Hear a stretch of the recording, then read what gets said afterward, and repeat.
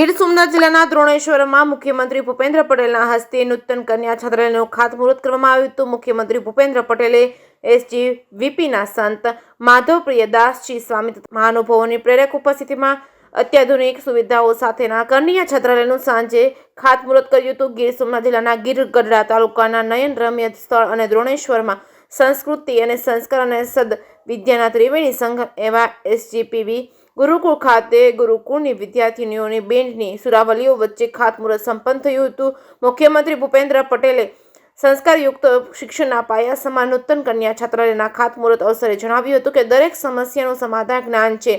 જીવન વ્યવહારના તમામ પ્રશ્નોનો ઉકેલ શિક્ષણ દ્વારા આવી શકે છે।